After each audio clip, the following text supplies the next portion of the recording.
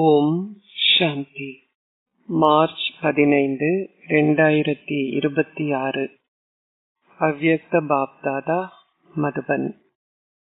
Murali original தேதி March 24, 2009. பாப்தாதாவிடமிருந்து நீங்கள் பெற்றுக்கொண்ட பொக்கிஷங்களை உங்களுக்குள் பதித்து அவற்றை பயன்படுத்தி ஓர் அனுபவ அதிகாரி ஆகுங்கள்.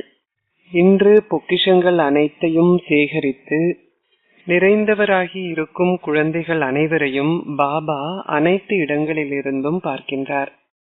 மேலும் ஒவ்வொரு குழந்தையும் எந்த அளவிற்கு பொக்கிஷங்கள் அனைத்தையும் சேகரித்துள்ளார்கள் என்பதையும் பாபா பார்க்கின்றார். பாப்தாதாவிடமிருந்து நீங்கள் அழியாத பல பொக்கிஷங்களை பெற்றுள்ளீர்கள். முதலாவதும் அனைத்திலும் அதி மேன்மையானதுமான பொக்கிஷம் இந்த ஞான செல்வம் என்ற பொக்கிஷமாகும். அதன் மூலமே நீங்கள் முக்தியையும் ஜீவன் முக்தியையும் பெறுகின்றீர்கள். குழந்தைகளான நீங்கள் அனைவரும் பழைய சரீரம், பழைய உலகம் என்பவற்றிலிருந்து விடுதலையையும் ஜீவன் முக்தி ஸ்திதியையும் முக்திதாமத்திற்கு செல்லும் வழியையும் பெற்றுள்ளீர்கள். ஞான பொக்கிஷம் மாத்திரம் அல்லாது அதனுடன் கூடவே யோகம் என்ற பொக்கிஷமும் இருக்கிறது. அதன் மூலம் நீங்கள் அனைத்து சக்திகளையும் பெறுகின்றீர்கள். அவற்றுடன் தாரணை என்ற பொக்கிஷமும் உள்ளது. அதன் மூலம் நீங்கள் அனைத்து நற்குணங்களையும் பெறுகின்றீர்கள். இந்த பொக்கிஷங்களுடன் சேவை என்ற பொக்கிஷமும் இருக்கிறது. அதன் மூலம் நீங்கள் ஆசீர்வாத பொக்கிஷத்தையும் சந்தோஷ பொக்கிஷத்தையும் பெற்றுக்கொள்கிறீர்கள். இவை அனைத்திலும் மிக மேன்மையான பொக்கிஷம் சங்கமயுக காலம் என்பதாகும். ஏனெனில் முழு சக்கரத்திலும் சங்கமயுக காலமே மிக பெருமதி வாய்ந்த காலமாகும். சங்கமயுக காலத்தில் ஒவ்வொரு கணமும் ஒவ்வொரு எண்ணமும் மிகவும் பெருமதி வாய்ந்தவையாகும். ஏனெனில் சங்கமயுகத்தில் மாத்திரமே பாப்தாதாவினதும் குழந்தைகளான உங்களினதும் இனிமையான சந்திப்பு இடம்பெறுகிறது. தந்தையாகிய கடவுளினதும் தெய்வீக குழந்தைகளினதும் சந்திப்பு வேறு எந்த யுகத்திலும் இடம்பெறுவதில்லை. அது மட்டுமன்றி இந்த சங்கமயுக காலத்திலேயே நீங்கள் பாப்தாதாவிடமிருந்து அனைத்து பொக்கிஷங்களையும் பெறுகின்றீர்கள். சங்கம யுகத்தில் மாத்திரமே உங்களால் பொக்கிஷங்களை சேகரிக்க கூடியதாக உள்ளது. அவற்றை நீங்கள் சேமிப்பதற்கான கணக்கோ அல்லது அவற்றை வரவு வைப்பதற்கான வங்கியோ வேறெந்த யுகத்திலும் இருப்பதில்லை. ஒரே ஒரு சங்கம யுகமே உள்ளது.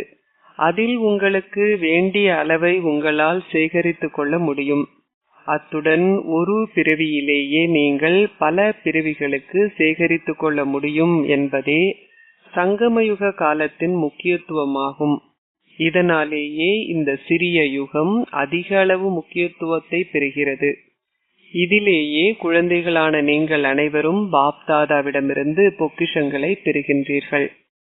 கொடுக்கின்ற தந்தை ஒருவரே.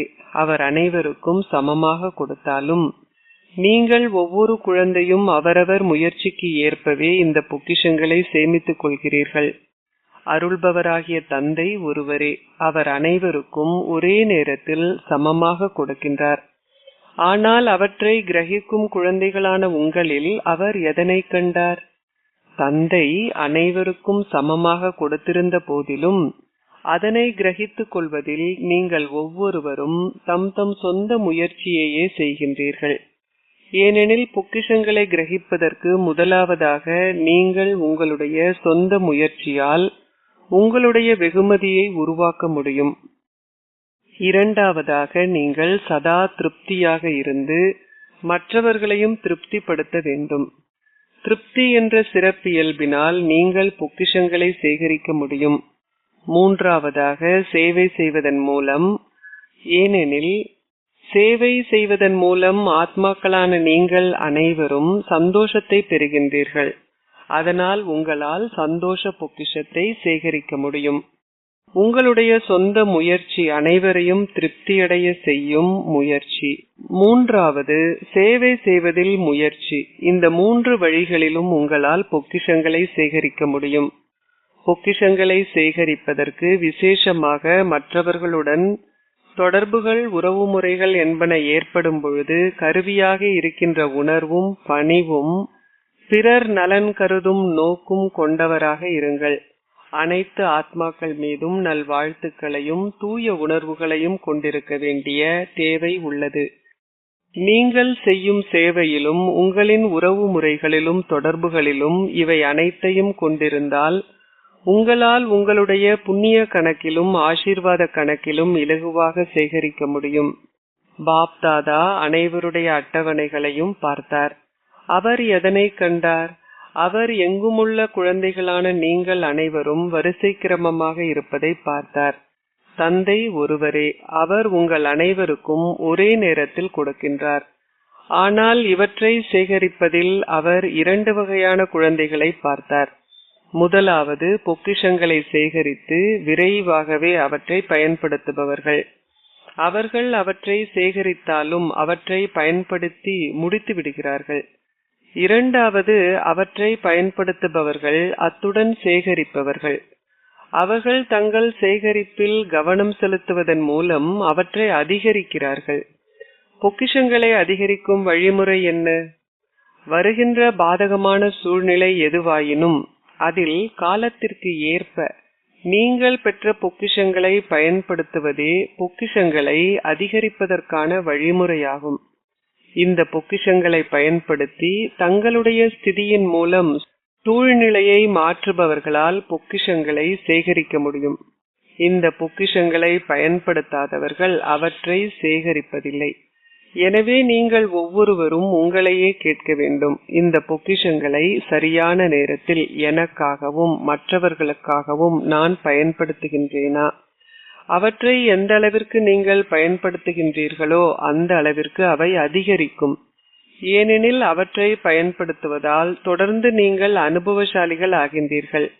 எனவே நீங்கள் தொடர்ந்து அனுபவத்தின் அதிகாரத்தை அதிகரிக்க வேண்டும்.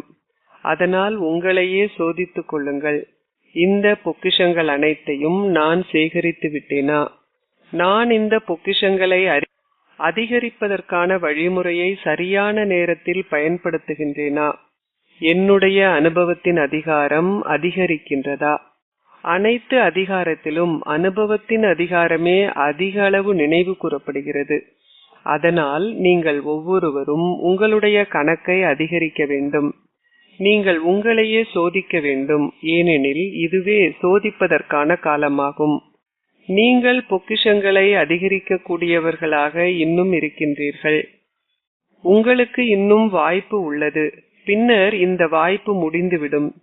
பின்னர் நீங்கள் விரும்பினாலும் அவற்றை அதிகரிக்க முடியாமல் இருக்கும். நீங்கள் பொக்கிஷங்களை எடுத்து அவற்றை சந்தோஷமாக உங்களுக்குள் உள்வாங்கவும் முயற்சி செய்கின்றீர்கள் என்பதை பாப்தாதா பார்த்தார். ஆனால் நீங்கள் பொக்கிஷங்களை பெறுவதற்கு உங்களால் முரளியின் மூலம் மட்டுமே பொக்கிஷங்களை பெற முடியும். 2 வகையான குழந்தைகள் இருக்கிறார்கள். ஒன்று வெறுமனே கேட்பவர்கள், மற்றது அதை தங்களுக்குள் உள்வாங்கிக் கொள்பவர்கள். சில குழந்தைகள் அவற்றை கேட்பதிலேயே அதிக அளவு சந்தோஷம் அடைகிறார்கள். அதை கேட்பதற்கும் அதை உங்களுக்குள் உள்வாங்குவதற்கும் இடையில் அதிக அளவு வித்தியாசம் உள்ளது. அதை தங்களுக்குள் உள்வாங்கிக் கொள்பவர்கள் தொடர்ந்தும் அனுபவம் உள்ளவர்கள் ஆகின்றார்கள். ஏனெனில் தங்களுக்குள் உள்வாங்கிக் கொண்டதை அவர்கள் சரியான நேரத்தில் பயன்படுத்துகிறார்கள். அதனால் பொக்கிஷங்கள் தொடர்ந்தும் அதிகரிக்கின்றன. வெறுமனே அதை கேட்பவர்கள் அதை பற்றி பேசுகிறார்கள். பாபா கூறியது மிகவும் நல்லது என்று கூறி பிறருக்கும் அதை மிக நன்றாக கூறுகிறார்கள். எவ்வாறாயினும் அதை தங்களுக்குள் உள்வாங்கிக் கொள்ளாததால் அவர்களால் அதை சரியான நேரத்தில் பயன்படுத்த முடியாமல் உள்ளது. எனவே நீங்கள் அனைவரும் சோதிக்க வேண்டும். நான் அதை என்னுள் உள்வாங்கி இருக்கின்றேனா? சிறிதளவு குறைந்தாலும் உங்களுக்குள் நிரம்பி இருக்காத போது அங்கே தளம்பல் இருக்கும்.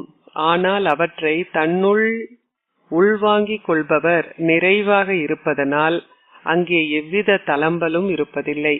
இதனாலேயே பாப்தாதா என்று அனைவருடைய பொக்கிஷங்களையும் சோதித்தார். 2 வகையான குழந்தைகள் இருக்கிறார்கள் என உங்களுக்கு கூறப்பட்டது. நான் யார் என்று உங்களுக்குள் சோதித்து பாருங்கள். பொக்கிஷங்களை அதிகரிப்பது என்றால் அவற்றை சரியான நேரத்தில் பயன்படுத்துதல் என்று அர்த்தம். நீங்கள் எந்த அளவிற்கு தொடர்ந்தும் பொக்கிஷங்களை பயன்படுத்துகின்றீர்களோ அந்த அளவிற்கு அவை அதிகரிக்கும்.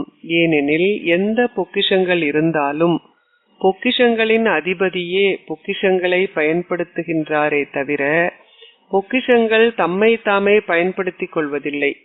தந்தை உங்கள் அனைவருக்கும் பொக்கிஷங்கள் அனைத்தையும் ஆஸ்தியாக கொடுத்துள்ளார். நீங்கள் ஒவ்வொருவரும் தந்தையின் பொக்கிஷங்களை உங்களுக்கு உரியதாக ஆக்குவதில் கவனம் செலுத்த வேண்டும். ஏனெனில் எந்த அளவிற்கு நீங்கள் பொக்கிஷங்கள் நிறைந்து வழிகின்ற நிலையில் இருக்கின்றீர்களோ அந்த அளவிற்கு ஆட்டி அசைக்க முடியாதவர்களாக இருப்பீர்கள். ஒவ்வொரு குழந்தையும் எவ்வித குறைவுமின்றி நிறைவாக இருப்பதையே பாப்தாதா விரும்புகின்றார். ஏனெனில் தந்தையின் மூலம் அழியாத கணக்கை சேகரிக்கின்ற வாய்ப்பு உங்களுக்கு இப்பொழுது மாத்திரமே உள்ளது. இதனாலேயே கூறப்படுகிறது, இப்பொழுது இல்லையேல் எப்பொழுதும் இல்லை. இது சங்கமயுக காலத்தின் புகழாகும். எதிர்காலத்தில் நீங்கள் சேகரித்தவற்றை பலனை பெறுவீர்கள். ஆனால் அதை சேமிப்பதற்கான காலம் இதுவே ஆகும். எனவே நீங்கள் ஒவ்வொருவரும் உங்கள் கணக்கை சோதிக்க வேண்டும். எந்த அளவிற்கு ஒருவரின் பொக்கிஷ களஞ்சியம் நிறைவாக உள்ளதோ அது உங்களின் கண்களின் மூலமும் செயல்களின் மூலமும் முகத்தின் மூலமும் தென்படும். உங்களின் முகமும் செயல்களும் மலர்ந்த ரோஜாவை போன்று இருக்க வேண்டும். பாப்தாதா உங்களின் செயல்களின் மூலமும் முகத்தின் மூலமும் நீங்கள் எவ்வளவு முக மலர்ச்சியோடும் சந்தோஷமாகவும் இருக்கின்றீர்கள் என்பதை தொடர்ந்தும் பார்க்கின்றார். உங்களின் கண்களில் ஆன்மீகத்தையும் உங்களின் முகத்தில் புன்னகையையும் உங்களின் செயல்களில் சகல நற்குணங்களையும் அனைவரும் அனுபவம் செய்கிறார்கள். எனவே நீங்கள் ஒவ்வொருவரும் உங்களை சோதிக்க வேண்டும். ஒவ்வொரு குழந்தையும் மற்ற ஆத்மாக்கள் அனைவரையும் அத்தகைய பொக்கிஷங்களால் நிறைந்தவர்கள் ஆக்குவார் என்று பாப்தாதா குழந்தைகள் உங்கள் அனைவரின் மீதும் தூய நம்பிக்கையை கொண்டிருக்கின்றார். இன்று உலகிலுள்ள ஆத்மாக்கள் ஏதாவது ஆன்மீக சக்தியை பெற வேண்டும் என்று விரும்புகின்றார்கள். பிராமண ஆத்மாக்களான நீங்கள் மாத்திரமே ஆன்மீக சக்தியை அருள்பவர்கள் ஆவீர்கள். ஏனெனில் ஆத்மாக்களாகிய நீங்களே அதி புனிதமான அதி மேன்மையான செல்வ செழிப்புமிக்க ஆத்மாக்கள் ஆவீர்கள். ஆத்மாக்கள் அனைவரிலும் நீங்களே அதி புனிதமானவர்கள். ஆத்மாக்களாகிய நீங்கள் பூஜிக்கப்படுவதை போன்று வேறு எந்த ஆத்மாக்களும் விதிமுறைப்படி பூஜிக்கப்படுவதில்லை. இப்பொழுது இந்த இறுதி பிறவியிலும் ஆத்மாக்களாகிய நீங்கள் பூஜிக்கப்படுகின்றீர்கள். ஸ்தாபனை செய்யக்கூடிய தந்தை எவருமோ அல்லது கருவிகளாக இருக்கின்ற மகாத்மாக்களோ கூட உங்களை போன்று பூஜிக்கப்படுவதில்லை. அவர்களுடைய ஞாபகார்த்தங்கள் உருவாக்கப்பட்டாலும் உங்களை போன்று விதிமுறைப்படி அவர்கள் பூஜிக்கப்படுவதில்லை. உங்களுடைய பொக்கிஷங்கள் நீங்களே உலகில் செல்வ செழிப்பு மிக்கவர்கள். பிராமண ஆத்மாக்களாகிய உங்களின் பொக்கிஷங்கள் 21 பிறவிகளுக்கு தொடரும் என்பதற்கான உத்தரவாதம் உள்ளது. ஏனெனில் நீங்கள் பாபாவின் ஆஸ்தியை தந்தையிடமிருந்து பெற்றுள்ளீர்கள். எனவே தந்தை அழிக்க முடியாதவர்களாக இருப்பதை போல் தந்தையிடமிருந்து நீங்கள் பெறுகின்ற பொக்கிஷங்களும் அழியாதவை. இதனாலேயே நீங்கள் உலகிலேயே செல்வ செழிப்பு மிக்கவர்களும் உலகிலேயே அதி புனிதமானவர்களும் ஆவீர்கள். உங்களை அத்தகைய விசேஷ சேவையாளர்களாக நீங்கள் அனைவரும் கருதுகின்றீர்கள் இல்லையா? உலகிலுள்ள ஆத்மாக்களுக்கு இன்றைய காலத்திற்கு ஏற்ப என்ன தேவை என்பது உங்களுக்கு தெரியுமா? உலகிற்கு இன்று சந்தோஷமும் சக்தியும் அன்பும் தேவைப்படுகின்றன. அவர்களுக்கு ஆன்மீக அன்பு தேவைப்படுவதால் பிராமண ஆத்மாக்களாகிய நீங்கள் காலத்திற்கு ஏற்ப அருள்பவர்களாக வேண்டும். உங்கள் மனதை அவர்களுக்கு சக்திகளை வழங்க பயன்படுத்துங்கள். உங்களின் வார்த்தைகளை அவர்களுக்கு இந்த ஞானத்தை வழங்க பயன்படுத்துங்கள். உங்கள் செயல்களின் மூலம் அவர்களுக்கு நற்குணங்களை தானம் செய்யுங்கள். இறுதியில் தந்தை பிரம்மா குழந்தைகள் அனைவருக்கும் 3 வார்த்தைகளை பரிசாக கொடுத்தார். உங்களுக்கு இந்த 3 வார்த்தைகளும் நினைவில் இருக்கின்றது இல்லையா? இந்த 3 வார்த்தைகளையும் நீங்கள் சேவைக்கு பயன்படுத்தினால் உங்களால் பல ஆத்மாக்களை திருப்திப்படுத்த முடியும்.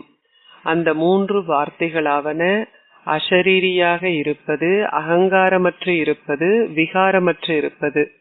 உங்களுடைய மனதில் அஷரீரியாக இருங்கள். உங்களுடைய வார்த்தைகளில் அகங்காரமற்றவர்களாகவும் உங்கள் செயல்களில் விகாரமற்றவர்களாகவும் இருங்கள். இந்த 3 வார்த்தைகளையும் நீங்கள் செய்யும் சேவையில் பயன்படுத்துங்கள். ஆத்மாக்களாகிய உங்களின் சக்தியால் உலகத்தவர் இப்பொழுது இதயத்தில் சிறிதளவு ஆனந்தத்தையும் சிறிதளவு சந்தோஷத்தையும் பெற வேண்டும். அனைவரும் மன விரக்தி உடையவர்களாக இருக்க, நீங்களோ உலகின் நம்பிக்கை நட்சத்திரங்களாக இருக்கின்றீர்கள். குழந்தைகளாகிய நீங்கள் அனைவரும் தந்தையின் நம்பிக்கை நட்சத்திரங்களாக இருப்பதை பாப்தாதா பார்க்கின்றார். நீங்கள் வெறுமனே நம்பிக்கை வைத்திருக்கும் நட்சத்திரங்கள் அல்ல, ஆனால் நீங்கள் நம்பிக்கைகளை எல்லாம் பூர்த்தி செய்கின்ற நம்பிக்கை நட்சத்திரங்கள் ஆவீர்கள். குழந்தைகளின் அன்பு தொடர்ந்தும் பாப்தாதாவை வந்தடைகிறது. அனைத்திலும் மிக இலகுவான முயற்சி எது? பல்வேறுபட்ட முயற்சிகள் இருந்தாலும் இலகுவான முயற்சி அன்பே ஆகும். அன்பில் வருந்தி உழைப்பது அன்பின் வடிவமாகவே மாறிவிடுகிறது. எனவே தந்தையில் அன்பாக இருப்பதன் அர்த்தம் இலகுவான முயற்சியை செய்தல் என்ற அர்த்தம். அன்பை பொறுத்தவரையில் நீங்கள் அனைவரும் உங்களை சதா அன்புடன் இருப்பதாக கருதுகின்றீர்களா? சில நேரங்களில் மாத்திரம் அன்பு செலுத்துவது அல்ல, ஆனால் எப்பொழுதும் அன்பானவர்களா? வெறுமனே மூழ்கி எழுபவராக அல்ல, ஆனால் மூழ்கி இருப்பவராக இருத்தல். சதா அன்பு கடலில் மூழ்கி இருப்பதாக நினைப்பவர்கள், இவ்வாறே எப்பொழுதும் இருப்பதாக தங்களை கருதுபவர்கள், உங்கள் கைகளை உயர்த்துங்கள்.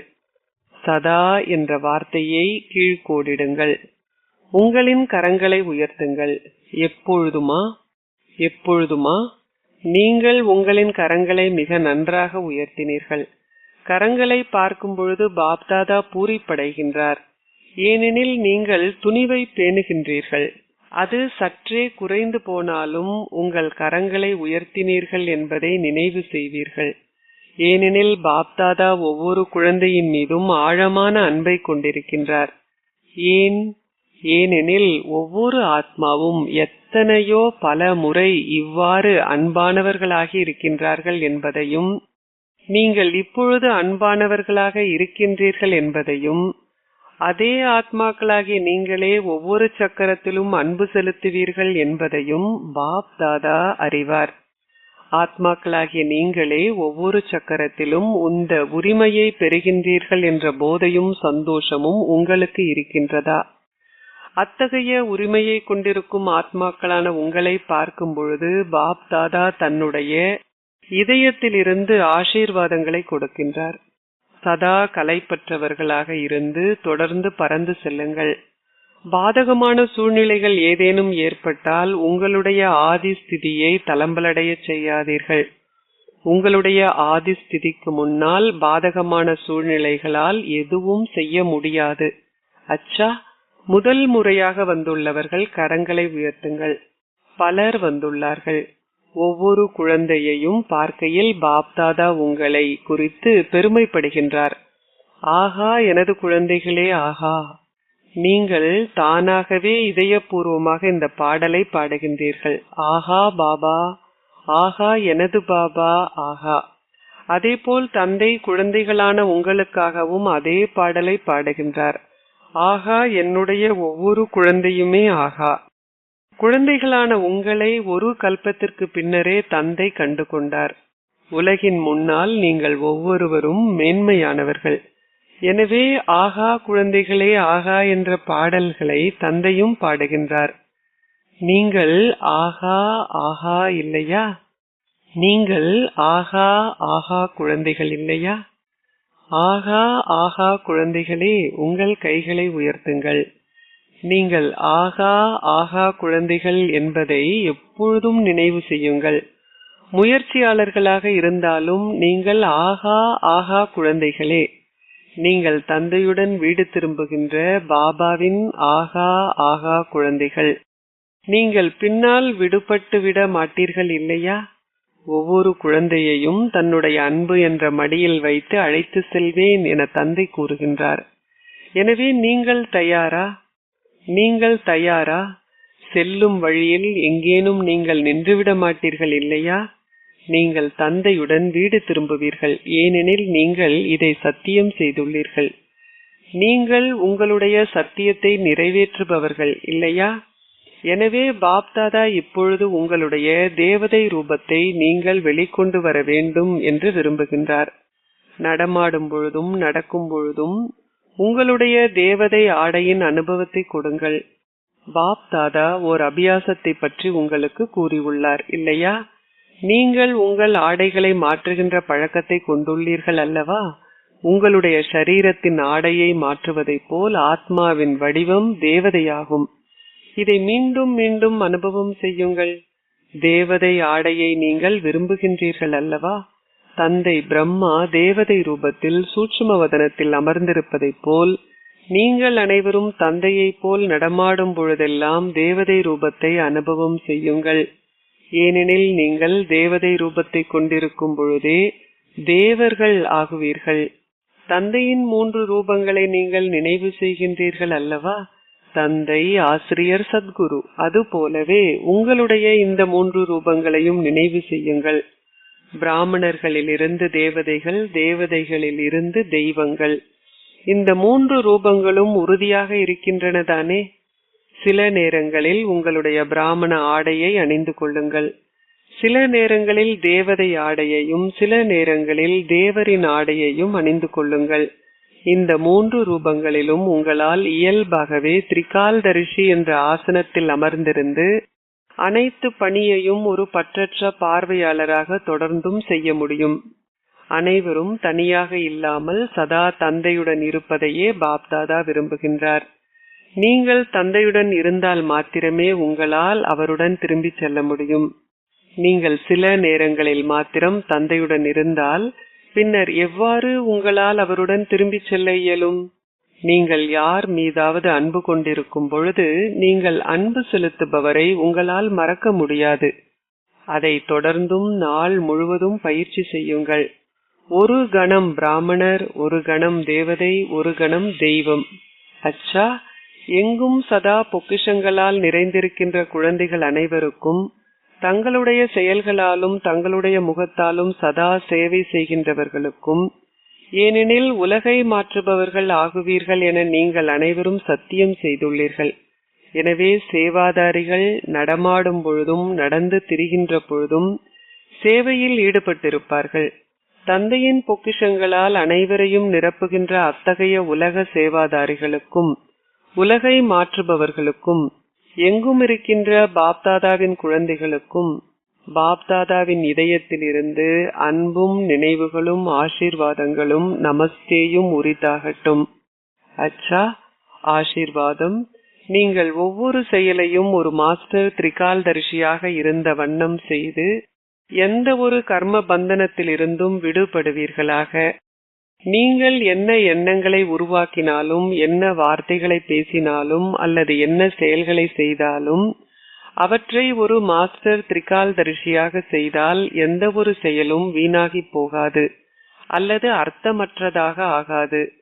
திரிகால்தரிசி என்றால் பற்றற்ற பார்வையாளர் என்ற ஸ்திதியில் ஸ்திரமாக இருத்தல், ஆழமான கர்ம தத்துவத்தை அறிந்து கொள்ளுதல், பின்னர் உங்களின் பௌதீக அங்கங்களை செயற்பட வைத்தல் என்ற அர்த்தம். அப்பொழுது நீங்கள் எந்த ஒரு கர்ம பந்தனத்தாலும் ஒரு பொழுதும் கட்டுப்பட மாட்டீர்கள். ஒவ்வொரு செயலை செய்யும் பொழுதும் நீங்கள் கர்ம பந்தனத்திலிருந்து விடுபட்டு இருப்பீர்கள். அத்துடன் தொடர்ந்து கர்மாதி ஸ்திதியை அனுபவம் செய்வீர்கள். ஸ்லோகம்: எல்லைக்கு உட்பட்ட ஆசைகளை அறியாதவர்களாக இருப்பவர்களே அனைவரிலும் மிகுந்த செல்வந்தர்கள் ஆவார்கள். அவ்யக்த இஷாரா: உங்களின் நம்பிக்கையின் அஸ்திவாரத்தை பலமானதாக்கி சதா பயமற்றவராகவும் கவலையற்றவராகவும் ஆகுங்கள். ஒரு காவலர் தன்னால் எதிரிகளை துரத்த முடியும் அல்லது தனது ஆயுதங்களால் எதிரியை தோற்கடிக்க முடியும் என்ற நம்பிக்கையுடன் தனது ஆயுதங்களை பிடித்த வண்ணம் காவல் செய்வாராயின் அந்த பயமற்ற தன்மையுடன் அவர் தொடர்ந்தும் நடப்பார். நீங்களும் சகல சக்திகள் என்ற ஆயுதத்தை சதா உங்களுடன் வைத்திருக்கின்றீர்கள். நீங்கள் அவற்றை அழைக்க வேண்டும், அதாவது அதன் அதிபதியாகி அதற்கு கட்டளையிட வேண்டும். அப்பொழுது வெற்றிக்கு எப்பொழுதும் உத்தரவாதம் உள்ளது. ஓம் சாந்தி.